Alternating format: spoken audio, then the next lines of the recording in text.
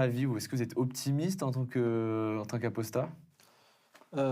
Oui, parce que d'abord, il y a quand même des raisons d'être optimiste. D'abord, c'est une vague inarrêtable. Heu, Ça se sent autant dans le monde musulman qu'en France, même si on ne peut pas encore quantifier, parce que effectivement, il y a des menaces. Heu, Autant dans les pays islamiques où c'est encore illégal effectivement d'être un ex-musulman, on perd des droits sociaux, des droits civiques, on risque l'emprisonnement, voire même la mort. Et en France, tout simplement, c'est la peur de la diabolisation communautaire, d'avoir toute sa communauté qui nous tourne le dos. C'est pour ça qu'en général, les apostats comme moi, et il faut vraiment que vos spectateurs le sachent, euh, en fait, on ne sait pas combien d'ex-musulmans. Parce que soit ils restent parmi les musulmans, ils font semblant d'être musulmans, soit, comme beaucoup, ils quittent leur quartier musulman, ils vont refaire leur vie ailleurs, en fait, pour vous devoir vivre tout simplement loin de l'islam sans devoir être diabolisé par les gens autour d'eux.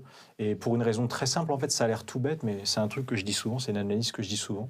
En fait, quand les musulmans autour de vous découvrent du jour au lendemain que vous n'êtes plus musulman, bah d'abord, ils ont le substrat idéologique de leurs textes religieux, qui leur apprennent que vous êtes un traître, que vous défiez Allah, que vous voulez aller en enfer, que vous voulez vous adonner à des perversions, vous voyez ce genre d'image. Et même ceux qui vous aiment, ils s'inquiètent pour vous, donc ils vont vous faire du prosélytisme. Et en fait, tout musulman qui vous a connu depuis l'enfance musulman, et ensuite vous ne l'êtes plus, quelle est la première question qu'ils ont envie de vous poser? C'est évident, ils ont envie de vous dire « Ah, t'es plus musulman ?» parce qu'ils le constatent au hasard éventuellement. Ils vont vous dire « Pourquoi t'es plus musulman ?» Et en fait, quand un ex-musulman doit expliquer pourquoi il n'est plus musulman, il est obligé de critiquer l'islam. C'est impossible, il me semble, dialectiquement, d'expliquer pourquoi on n'est plus musulman sans critiquer l'islam. Parce que, par exemple, il y a deux raisons toutes simples qui font partie de grandes familles de raisons sur le plan intellectuel. Soit vous allez donner une raison rationnelle, soit une raison morale. A priori, voilà, je couvre deux champs très larges. Par exemple, une raison rationnelle, vous allez dire au musulman qui vous interroge pourquoi tu as quitté l'islam, bah, vous allez lui dire bah, avant, je croyais que le prophète Mohammed était un vrai prophète divin. Et maintenant, je n'y crois plus. Bah donc, si vous y croyez plus, c'est quoi la logique? Par corollaire, vous en déduisez que le prophète Mohammed était un charlatan et qu'il a inventé une secte, que c'était un gourou de secte. Mais du coup, le musulman en face de vous, il le prend très mal parce qu'il peut avoir l'impression que vous le traitez indirectement de naïf. En fait, c'est comme si lui, il peut entendre je t'accuse d'être naïf et d'adhérer à une secte, de même pas te rendre compte que c'est une secte, tandis que moi, je serais assez intelligent pour être sorti de cette secte. Donc, vous voyez, potentiellement, et dans la mesure où, en plus, vous avez traité indirectement le prophète Mohammed de gourou, c'est considéré comme une offense dans l'islam. Donc, déjà, vous avez un risque, ne serait-ce que pour votre sécurité. Vous voyez, et voilà. Et en tout cas, ça crée forcément un clash. Et l'autre raison, c'est une raison d'immoralité. En général, quand on quitte l'islam, on peut justifier auprès de musulmans, on va leur dire j'ai quitté l'islam parce que j'estime que l'islam est une religion violente.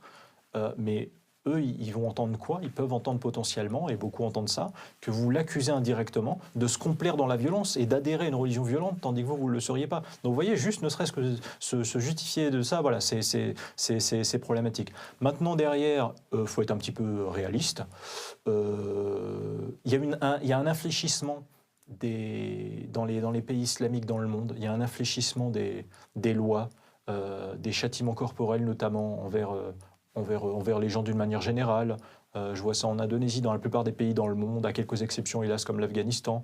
Même en Arabie Saoudite, voilà, des femmes célibataires ont le droit de vivre seules, il me semble, maintenant dans leur propre logement, loin de leur famille, le droit de conduire. Voilà, il y a un infléchissement, les pays musulmans de moins en moins se mettent à appliquer des châtiments corporels et des lois islamiques, et c'est un peu la preuve quelque part que l'islam recule.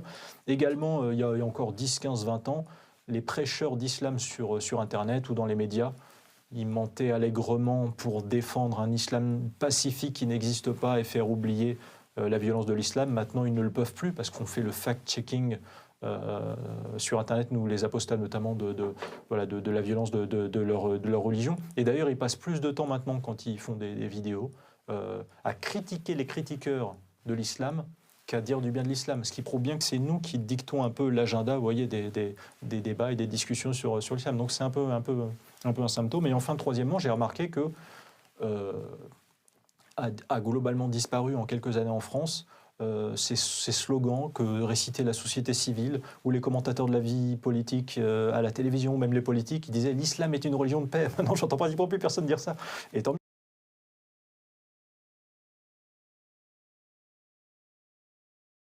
quelque part, c'est une victoire. Peut-être que j'y ai participé moi-même à la modestie de mes moyens, à travers ma chaîne YouTube, à travers mes livres. Et voilà. J'aurais juste précisé une dernière chose, c'est que la critique de la violence de l'islam n'est pas suffisante. Parce que, hélas, et c'est pour ça d'ailleurs que j'ai sorti ce livre Sans contradiction et erreur scientifique dans le Coran, j'ai pris conscience il y a 3 ans, en 2020, j'ai pris conscience qu'en fait, c'était une critique qui n'était pas suffisante parce que, avec quelques sophismes et de la rhétorique politique, n'importe quel musulman ou défenseur de l'islam peut annuler toute la critique envers la violence de l'islam. C'est pour ça que dans cette guerre culturelle, on doit aussi exposer les failles et l'absurdité de l'islam. Et